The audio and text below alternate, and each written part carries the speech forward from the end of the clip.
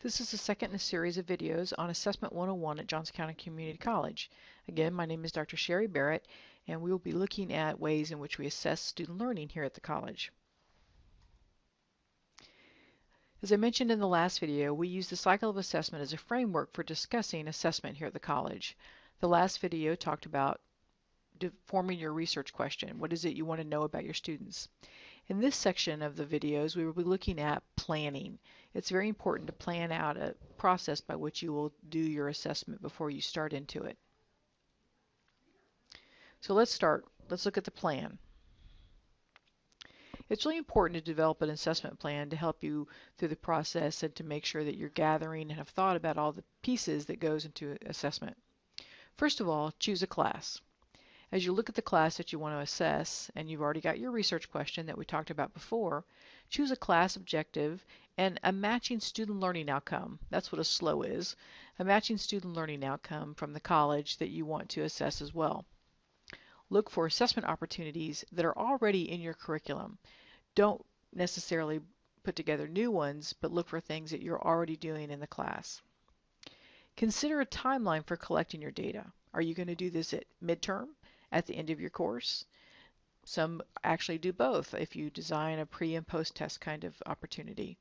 It's important that you assess your students on their student learning outcomes at a time that's appropriate to the course.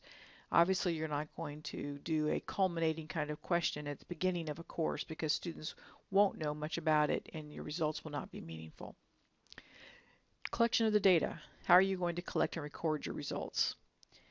What are the expected benchmarks that you have? You need to decide on these expectations before you collect the data. It's much too easy once the data is collected and you begin to look at the results to say, oh yes, that is exactly what I was expecting. It's fine. I don't need to make a change. If you decide on your expectations in advance, or at least some realm that you intend to aspire to for your students to operate at, then that will help you more when you get to the data itself. We have the following student learning outcomes here at the college. These are the overarching student learning outcomes that are for both general education and just as a outcome that we say all students here at the college are able to adhere to. The first is assess and evaluate information from credible sources. The next is collaborate respectfully with others.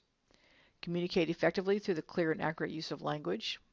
Demonstrate an understanding of the broad diversity of the human experience and the individual's connection to society. Process numeric, symbolic, and graphic information. Read, analyze, and synthesize written and visual communication. Select and apply appropriate problem-solving techniques. And finally, use technology efficiently and responsibly. As you think about these overarching student learning outcomes, look also to your own course objective and program goals. The other piece of this, what I'll ask you to also look at, is if your program in your department has accreditation criteria or accrediting body that is specific to your discipline.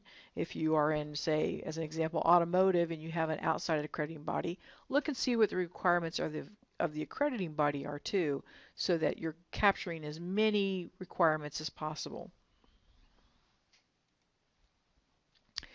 Let's look for a little bit at some of the common tools of assessment.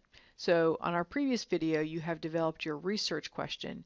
Now we're actually going to decide, based on that research question, what's the best tool that we can use in terms of gathering the data that we need. So one of the ones that are used frequently is embedded assessment. This is a common assignment. It can be across multiple course sections. The question is embedded in a midterm or final over multiple semesters. I worked with a group this last semester that even embedded the questions in some homework assignments they were gathering. Usually we'll use a rubric to assess specific components. As an example, for a writing assignment, it might be papers or journaling or reflection papers, and the faculty have agreed on a rubric to assess how the students performed on that particular assignment. That's embedded questions or assignments. Another common tool is the pre and post test. We have quite a few departments here at the college that use pre and post test measures. It's useful to use because it shows you the gains the students made over a semester. The pre-test is administered very early in the semester, sometimes on the very first day. All or some of the questions can be geared to your assessment. The post-test is late in the semester. Sometimes it's the final exam, sometimes it's just a test given before the final exam. And then you can calculate what gain scores to show learning over the course of the semester for your students. Portfolios are an important way to assess student learning. I especially encourage those departments that have a capstone type of experience where they're asking students to bring components of what they've learned throughout their time here at the college. That's a good way to use a portfolio system for assessing student learning. They are demonstrating learning through the steps of collection, selection, reflection, and connecting all these pieces over time. It's most helpful if there's a learning goal that is best measured over time. If it's in the, say, the arts, and you want to measure how students began as a young artist and how they matured in their understanding and development of the art. It's great if it can reflect a culminating experience and reflect program goals at the same time. And portfolios are best assessed with a rubric, again, that reflects the requirements of the portfolio as defined by faculty. It's not enough just to have students collect material over time. You have to actually sit down as a faculty and discuss what is it that we expect to be reflected in that portfolio. Another common assessment is actually performance. This can be a lot of different things. It's giving a speech, it's performing a lab experiment, interacting with a patient in some of the healthcare classes, playing an instrument, teaching a class. All of these are performances. Again, it's best scored, those performances are scored, best scored using a rubric designed around the requirements of the assignment and the student learning outcome that's being assessed. It's easy to observe during the time of the performance. You can have the rubric right there in front of you and make your notations and mark it appropriately for the students as they actually give the performance. Another common tool is the Capstone Experience. We talked a little bit about this as we looked at the idea of a portfolio system. Again, this assessment tool can be varied. It can be a research paper as part of Capstone, field research, lab work, practicums, group projects. Assessment can be handled as a separate component of the assignment or part of the overall scoring depending on the requirements of the Capstone Experience.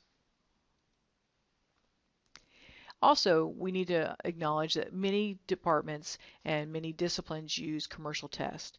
Several disciplines here at the college have commercial tests that are required for their students because of what they're going to be doing when they graduate. These can be nationally standardized tests or professional tests required for licensing purposes. Overall scores over time can give some really good general information. More specifically, sub-scores over particular sections of the exams are even better for giving you more in-depth knowledge of what your students are successfully completing in your programs. They do require long-term tracking over time to determine if there are trends present in that data. And one of the downsides of commercial tests is they don't necessarily speak to program curriculum. So it's best if you have access to the test in advance so you can map out those subsections of the test that best match both the student learning outcomes and or the program goals. Another common tool of assessment is the rubric, which we have mentioned several times already. There are several parts to a rubric. We have wonderful examples here in the office, and if you'll give us a call, we're happy to share those examples with you. But some of the parts of a rubric are the task description, scales to define the student performance on the task, some commonly used descriptors such as exemplary, proficient, marginal, unacceptable. Sometimes it'll be advanced, intermediate, high, intermediate, or novice for early skills, distinguished, proficient, intermediate. You kind of get the idea. Dimensions on the rubric also lay out the parts of the task to be assessed, and then there's a description that defines the scale itself. Again, give our office a call and we're happy to provide examples of really good rubrics that we have here in the office. So the next step in the cycle is actually the last three. We're going to talk about how you collect and score your data, how do you analyze and discuss it, and finally, act and report on it.